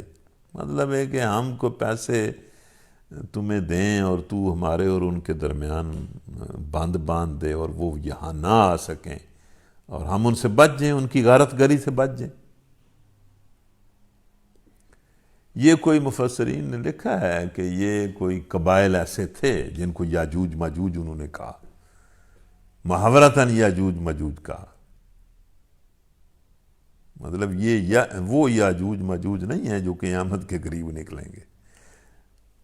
جس طرح مطلب کوئی غارت گر جو ہے وہ کسی علاقے میں کوئی قبیلہ اس طرح کا یا قبائل ہے، جس طرح یہ جو مطلب تتاری جب آئے، منگول آئے، تو انہوں نے یاجوج ماجوج جیسا ہی کام کیا، پوری دنیا کو تہہ تہہ کر دیا. تو یہ بھی کوئی اس طرح کے لوگ تھے اور ان لوگوں کو تنگ کرتے تھے، وہاں فساد پھیلاتے تھے، لوٹتے بھی تھے، جہاں لوگوں کو قتل بھی کرتے تھے. تو انہوں نے کہا ذوالقرنین کو کہ آپ کے پاس بڑی طاقت ہے، آپ بہت بڑے بادشاہ ہیں، تو آپ ان کے درمیان اور ہمارے درمیان کوئی دیوار ایسی اگر بنا دیں کہ یہ ادھر نہ آ سکیں تو ہماری جان چھوٹ جائے گی. تو ساتھ انہوں نے یہ بھی کہا کہ ہم ٹیکس دیتے ہیں. تو اپنے ذوالقرنین نے کہا کہ جو کچھ میرے رب نے مجھے دے رکھا ہے وہ بہت ہے، مطلب مجھے ٹیکس کی کوئی ضرورت نہیں ہے. اب دیکھیں یہ شاید دنیا کا واحد بادشاہ ہے کہ جس کی قوم مفتو کہہ رہی ہے کہ ہم تمہیں ٹیکس دیتے ہیں اور وہ کہتا ہے نہیں میں نے ٹیکس نہیں لینا. ورنہ ٹیکس تو حکومتیں تو اکٹھا ہی ٹیکس کرتی ہیں، حکومتوں کا کام ہی اور کوئی نہیں ہوتا. جو حکومت آتی ہے وہ یہ سوچتی ہے وہ کس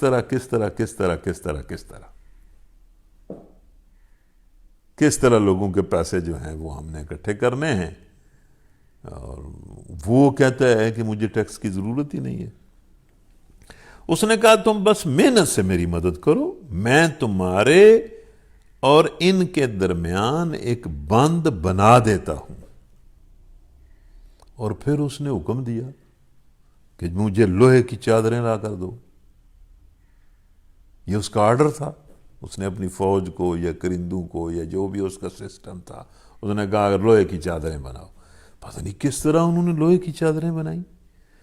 آخر جب دونوں پہاڑوں کے درمیانی خلا کو اس نے لوہے کی دیوار سے پاٹ دیا تو پھر اس نے کہا کہ اب اس لوہے کی دیوار کو آگ لگاؤ. اب یہ کہا جاتا ہے کہ یہ کوئی 50 میل لمبی ایک دیوار اس نے بنائی جو 30 فٹ اونچی تھی اور 2.5-3 فٹ چوڑی تھی. 50 میل لمبی، 30 فٹ اونچی اور 2.5-3 فٹ چوڑی. مطلب کیا ٹیکنالوجی تھی، کیا طاقت تھی. اس زمانے میں بھی اس طرح کی دیوار بنانا آسان نہیں ہے، بلکہ نہیں بنا سکتے. کس طرح اس نے لوہے کو پگھلایا اتنے کو اور اس کو پہ ڈالا، اس کی خاص قسم کی چادریں اس کی بڑی بڑی وہ بنائیں اور پھر ان کو جوڑا، اور پھر اتنی لمبی اور اتنی اونچی اور اتنی چوڑی دیوار اس نے بنا دی. اور پھر اپنے کرندوں کو کہا کہ اس کو آگ لگاؤ. اب اس دیوار کو آگ کیسے لگائیں بھائی؟ اتنی آگ لگائی حتیٰ کہ جب یہ لوہے کی دیوار بالکل آگ کی طرح سرخ ہو گئی. کس طرح انہوں نے گرم کیا؟ کہتے ہیں یہ آج سائنس بڑی ترقی کر گئی ہے. اسی لیے کہا جاتا ہے کہ یہ بندے کا ایسے ہی وہم ہے کہ آج کی دنیا بڑی جدید ہو گئی ہے. پہلے لوگ آج کے لوگوں سے زیادہ طاقتور تھے اور اللہ کہتا ہے کہ انہوں نے میری زمین کو زیادہ ادھیڑا ہے، زیادہ کام کیے ہیں زمین میں. تو اب ذوالقرنین نے کہا کہ اس کو آگ لگاؤ، اور پھر اس کے کرندوں نے آگ لگائی اور اس کو بالکل اس طرح گرم کر دیا کہ جس طرح آگ کا رنگ ہوتا ہے اس طرح لوہا گرم ہو گیا. اور پھر ذوالقرنین نے کیا کہا کہ لاؤ بھائی میرے کرندوں لاؤ. کس طرح اس کا حکم چلتا تھا اور کس طرح بھائی وہ کوئی کیسا حکمران تھا. اللہ آج پھر دنیا والوں کو ایسے مومن اور ایسے طاقتور اور ایسے عادل اور ایسے انسانوں کی کمزور انسانوں کی مدد کرنے والے خدمت کرنے والے حکمران انسانوں کو اللہ دے کہ اللہ کا بھی اسے بڑا خوف تھا اور طاقت بھی بڑی تھی اور انسانوں کا خدمت کا اتنا جذبہ تھا کہ انہیں کہا کہ مجھے کسی پیسے کی ضرورت نہیں ہے، بس میری مدد کرو، میرے ساتھ مزدوری کرو، میں بھی کرتا ہوں، میرے کرندے بھی کرتے ہیں۔ اور پھر اتنی بڑی اور اتنی عجیب و غریب اس نے دیوار بنا دی اور پھر کہتا ہے لاؤ اب میں اس پر پگھلا ہوا تانبا ڈالتا ہوں۔ اب تانبے کو سیسے کو پگھلایا گیا اور اس پوری گرم دیوار پر اس کو ڈال دیا گیا۔ مطلب اس سے اس طرح مطلب تصور آتا ہے کہ وہ انتہائی پھر مضبوط ہو گئی دیوار، یعنی دیوار کو گرم کیا گیا، پھر تانبا پہ لگایا گیا، پھر اس تانبے کو اس پر پوری دیوار پر انڈیلا گیا، وہ بالکل لوہا اس طرح جم گیا آپس میں اور بہت ہی مضبوط دیوار ہو گئی۔ پھر اس نے کہا کہ یاجوج ماجوج یا جو بھی لوگ ہیں اور تم پر حملے کرتے ہیں اور تمہیں قتل کرتے ہیں اور تمہارے مال مویشی لوٹ کر لے جاتے ہیں، اس پر نہیں چڑھ سکتے، اب اس دیوار پر وہ نہیں چڑھ سکتے اور نہ ہی اس کو توڑ کر نقب لگا سکتے ہیں۔ لیکن اس کے بعد ذوالقرنین نے جو لفظ بولے واللہ بڑے قیمتی لفظ ہے، اور یہی حقیقت ہے، یہی حقیقت ہے۔ اللہ سے ڈرنے والے لوگ اسی طرح کی باتیں کرتے ہیں۔ کمال کر دیا اس بندے نے، یہ کیا چیز تھا؟ پورا مغرب فتح کیا، پورا مشرق فتح کیا، تیسری دنیا کو فتح کیا، پھر انسانی تاریخ کی عجیب و غریب بلکہ معجز نما معجزہ دیوار بنا دی، اور کہنے لگا کہ لوگو اس میں میرا کوئی کمال نہیں ہے، کوئی کمال نہیں، میں نے کچھ نہیں کیا، یہ سب میرے رب کی رحمت ہے۔ کیسا حسین جملہ ہے، کیسا سچا جملہ ہے، کیسا حقیقت پر مبنی جملہ ہے۔ اس لیے یا اللہ ہم بھی کہتے ہیں کہ جو کچھ تو نے ہمیں دیا ہوا ہے یہ تیری رحمت ہے، بلکہ اس سے بڑھ کر ہم یہ دعا کرتے ہیں کہ یا اللہ ہمیں، ہماری نسلوں کو، اور یا اللہ امت مسلمہ کو اسی رحمت سے نواز دے جو رحمت تو نے ذوالقرنین پر کی تھی، تاکہ مسئلہ حل ہو، تاکہ دنیا امن اور سکون اور چین سے رہ سکے۔ یا اللہ انسانیت کو کوئی ذوالقرنین دے، یا اللہ انسانیت کو کوئی ذوالقرنین دے، یا اللہ انسانیت کو کوئی ذوالقرنین دے، اور ہم پر رحم فرما۔ لیکن اس کے ساتھ ہی ذوالقرنین نے کہا کہ دیکھو میں نے یہ دیوار انتہائی مضبوط بنائی ہے، مگر جب میرے رب کے وعدے کا وقت آئے گا تو میرا رب تو ایک اشارے سے اس کو توڑ کر ریزہ ریزہ کر دے گا اور پیوند خاک کر دے گا، اور میرے رب کا وعدہ برحق ہے۔ اس کے دو مطلب ہیں، ایک یہ کہ جب اللہ چاہے گا اس دیوار کو توڑ دے گا، اور اس کا دوسرا مطلب یہ ہے کہ جب قیامت کا وقت آ جائے گا تو قیامت کا جھٹکا اسے توڑ کر رکھ دے گا۔ ظاہر ہے قیامت تو یہ دیواریں کیا آسمان کو توڑ دے گی، سورج کو توڑ دے گی، چاند کو توڑ دے گی، تاروں کو توڑ دے گی، زمین کو توڑ دے گی۔ قیامت تو اللہ کی طرف سے ایسا کن ہے کہ جس سے ہر چیز ٹوٹ جائے گی، ریزہ ریزہ ہو جائے گی۔ اس لیے ذوالقرنین نے کہا کہ بھائی جب میرے رب کا وعدہ قیامت آ جائے گا تو وہ اسے پیوند خاک کر دے گا، اور کچھ لوگوں کا خیال ہے کہ یہ دیوار ابھی تک دنیا میں موجود ہے اور قیامت تک رہے گی. لیکن سوال یہ ہے کہ اب تو سائنس بڑی ترقی کر گئی ہے، کیمرے بڑی ترقی کر گئے ہیں، دنیا کی ہر چیز انسان نے دیکھ لی ہے، لیکن دنیا کی ہر چیز نہیں دیکھی. جو لوگ کہتے ہیں کہ انسان چاند پر پہنچ گیا، انسان چاند پر پہنچ گیا ہوگا، لیکن جو انسان چاند پر پہنچ چکا ہے اس نے اپنے آپ کو بھی اندر سے بھی نہیں دیکھا، اپنی دنیا کا بھی سفر مکمل نہیں کر سکا. اور جو انسان چاند پر پہنچ گیا ہے واللہ اس انسان نے ابھی اس زمین کو بھی اس انسان نے نہیں دیکھا. بالکل عین ممکن ہے، دنیا کے اندر کئی ایسے پہاڑی سلسلے ہیں جو مطلب ہزاروں میل دراز ہیں. ہو سکتا ہے ان پہاڑی سلسلوں میں کسی وقت انسان آباد ہو اور وہاں یہ دیوار ہو اور اب اس زمین کی شکل ہی بالکل بدل چکی ہو اور دیوار موجود ہو.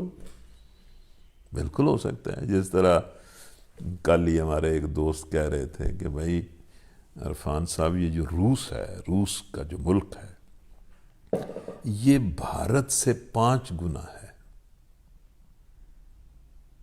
یعنی اس کا رقبہ بھارت سے 5 گنا ہے اور پاکستان سے 21 گنا ہے. ایک ملک. پتہ نہیں اس ملک میں کیا کیا ہے. اور کئی ایسے علاقے جہاں پر سال ہا سال سے صدیوں سے پہاڑ ہیں اور وہاں برف پڑی ہوئی ہے.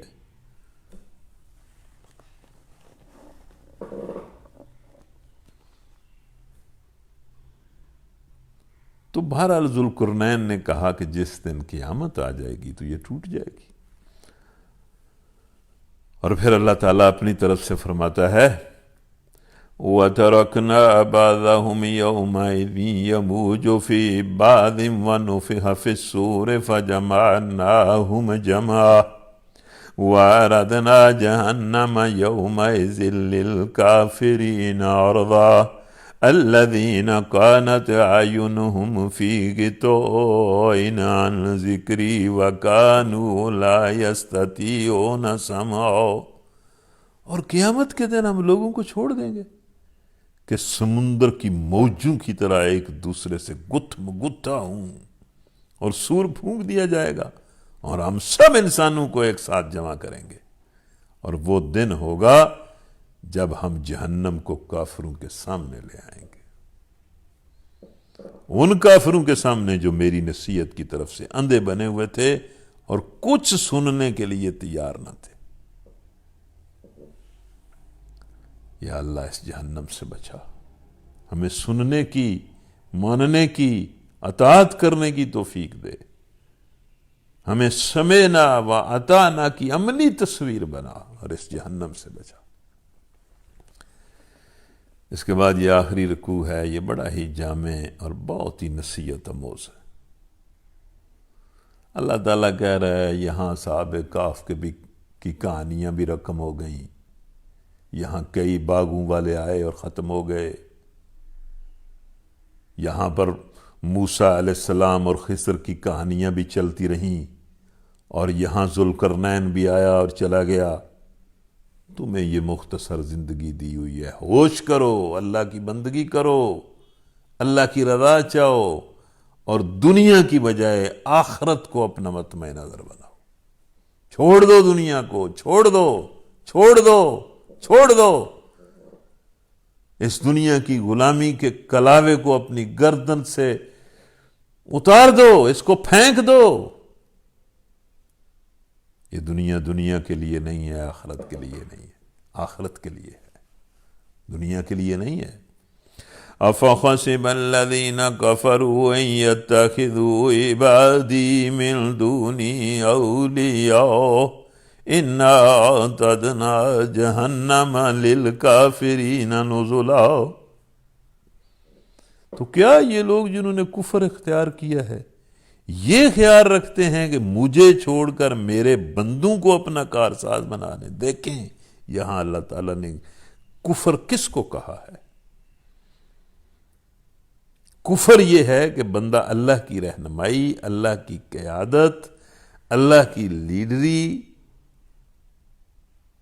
اور اللہ کی بادشاہی کو چھوڑ کر اس کے مقابلے میں بندوں کو اپنا لیڈر اور قائد بنا لے، بندوں کو اپنا ولی اور کارساز بنا لے۔ اللہ کا یہ حق ہے کہ وہ حکم دے، اس کے مقابلے میں کسی دوسرے کا حق نہیں ہے۔ جو بندہ لوگوں کی رہنمائی میں زندگی گزارتا ہے، انسانوں کی رہنمائی میں، وہی کفر کرتا ہے۔ اللہ کے مقابلے میں انسانوں کی رہنمائی میں جو زندگی گزارتا ہے، ہاں البتہ وہ انسان جو اللہ کے خلیفے ہوں، اللہ کے حکم کے مطابق حکم دیں، ان کا حکم ماننا تو ٹھیک ہے، لیکن جو لوگ اللہ کے حکم کے خلاف لوگوں کی رہنمائی کرتے ہیں اور لوگوں پر حکم چلاتے ہیں، وہ طاغوت ہیں، اور انہی کو ماننا اور انہی کے پیچھے چلنا کفر ہے۔ ہم نے ایسے کافروں کی ضیافت کے لیے جہنم تیار کر رکھی ہے۔ یا اللہ ہمیں بندوں کی غلامی سے نکال، انسانوں کو بندوں کی غلامی سے نکال اور اپنی غلامی میں لے لے، اپنی غلامی میں لے لے۔ قُلْ هَلْ نُنَبِّئُكُمْ بِالْأَخْسَرِينَ أَعْمَالًا الَّذِينَ ضَلَّ سَعْيُهُمْ فِي الْحَيَاةِ الدُّنْيَا وَهُمْ يَحْسَبُونَ أَنَّهُمْ يُحْسِنُونَ صُنْعًا أُولَئِكَ الَّذِينَ كَفَرُوا بِآيَاتِ رَبِّهِمْ وَلِقَائِهِ فَحَبِطَتْ أَعْمَالُهُمْ فَلَا نُقِيمُ لَهُمْ يَوْمَ الْقِيَامَةِ وَزْنًا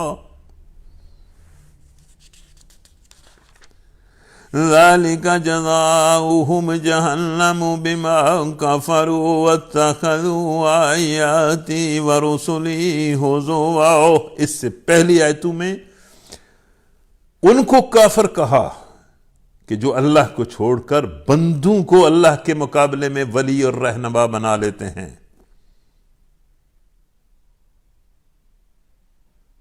اپنے آپ کو کسی اور کی، اللہ کو چھوڑ کر کسی اور کی قیادت اور رہنمائی میں دے دیتے ہیں۔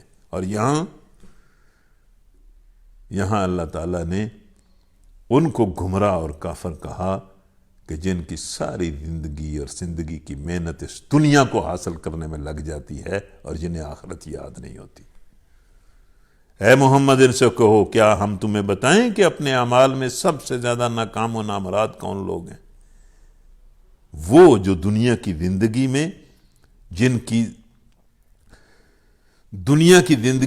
کی ساری سعی و جہد راہ راست سے بھٹکی رہی اور وہ سمجھتے رہے کہ وہ سب کچھ ٹھیک کر رہے ہیں، یعنی کہ اللہ کی بندگی اور راستی اور ہدایت پر ان کی زندگی نہیں گزری۔ اس سے ہٹ کر دنیا حاصل کرنے میں ان کی ساری محنت، کوشش، صلاحیت، سب کچھ ان کا اس میں لگ گیا۔ اللہ کہتا ہے وہ سب سے زیادہ ناکام لوگ ہیں، سب سے زیادہ گھاٹا پانے والے لوگ ہیں۔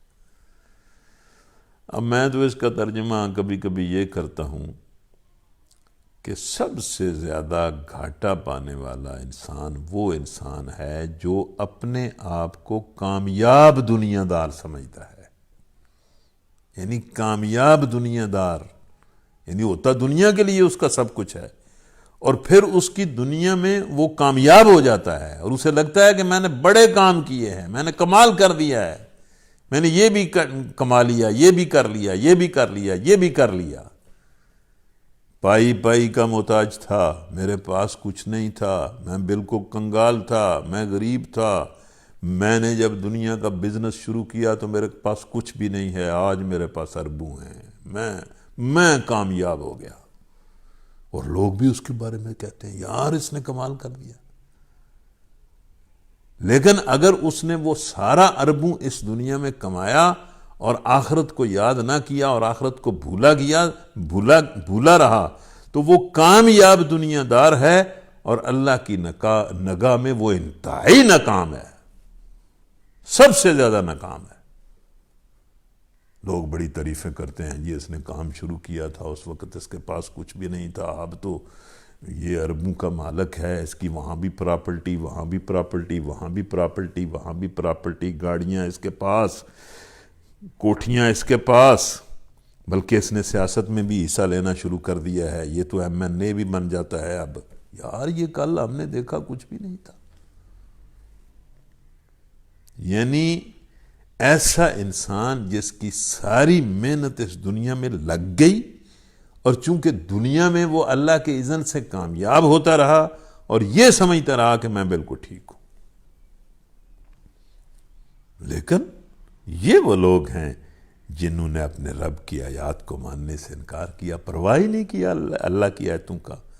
اللہ نے جو مقصد زندگی دیا تھا اس کی طرف نظر اٹھا کر نہیں دیکھا، اور اس کے حضور پیشی کا یقین ہی انہیں نہیں تھا۔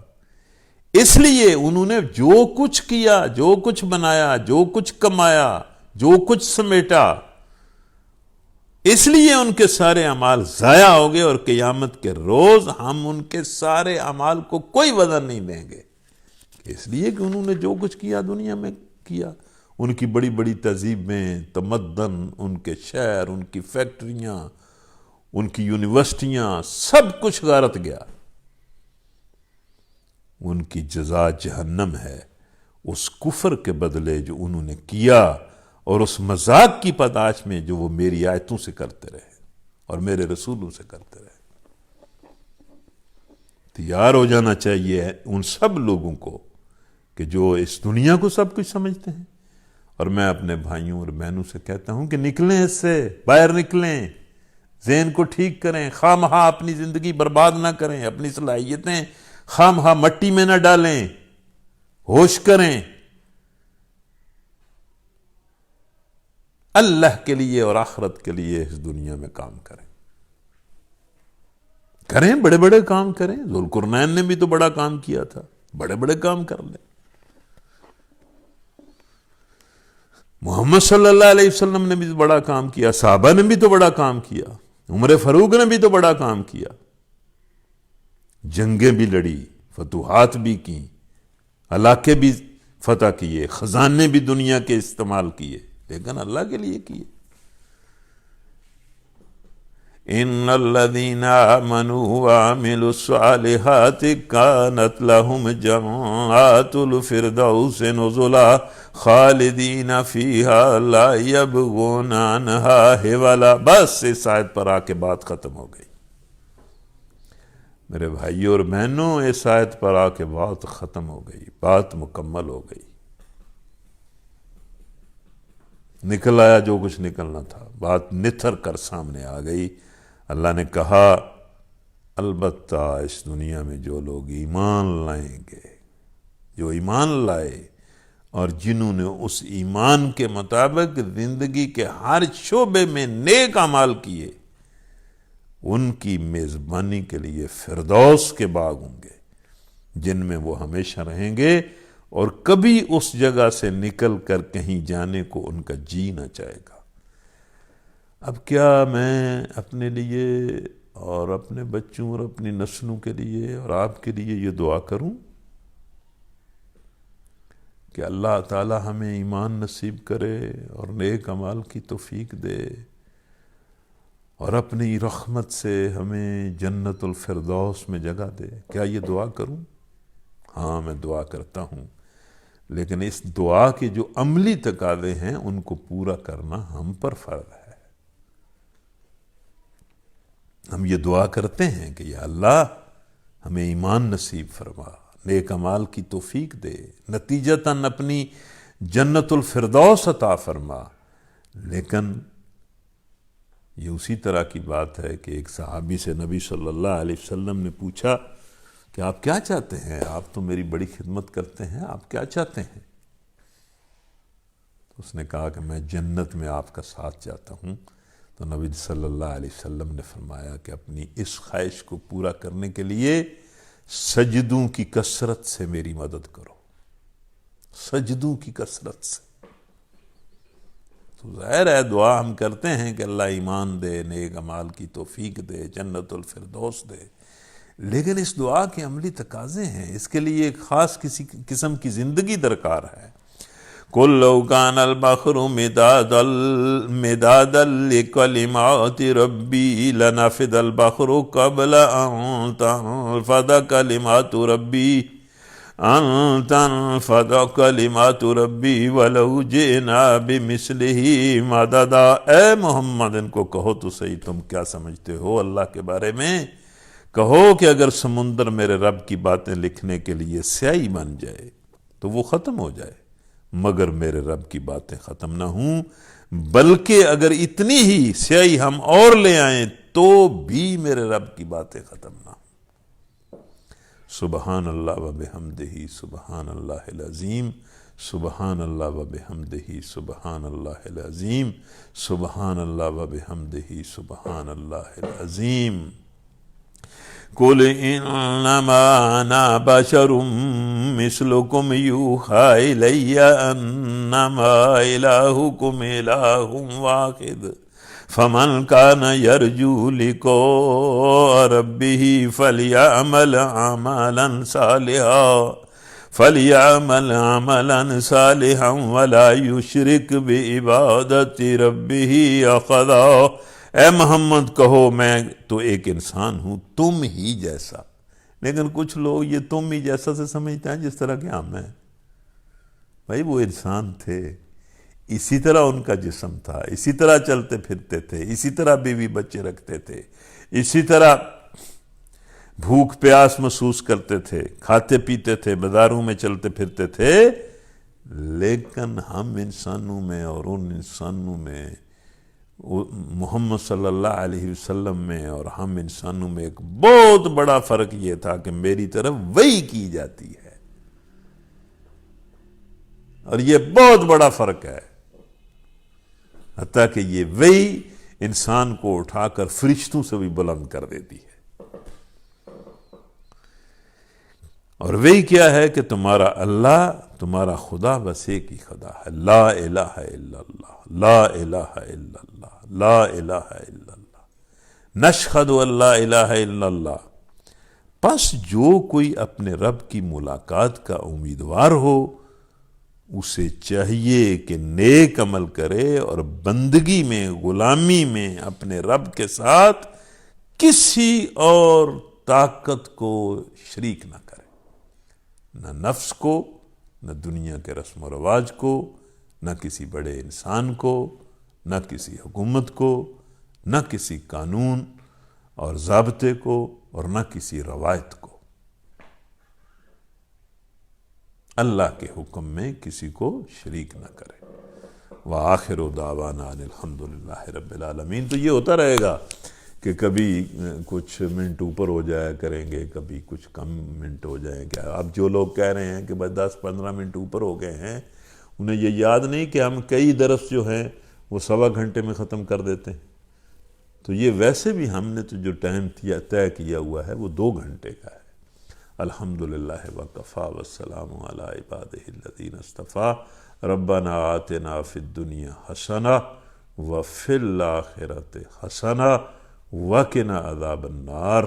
یا اللہ ایمان عطا فرما، وہ ایمان جس کو تو پسند کرتا ہے اور جس کو قبول کر لیتا ہے، اور یا اللہ نیک اعمال کی توفیق عطا فرما، نیک اعمال کی توفیق عطا فرما، نیک اعمال کی توفیق عطا فرما، سلامتی اور برکت بخش دے، سلامتی اور برکت بخش دے، سلامتی اور برکت بخش دے۔ حسبنا اللہ و نعم الوکیل، حسبنا اللہ و نعم الوکیل، حسبنا اللہ و نعم الوکیل۔ آمین۔ اللہم صلی وسلم علی نبینا محمد وعلی آلہ وصحبہ اجمعین برحمتک۔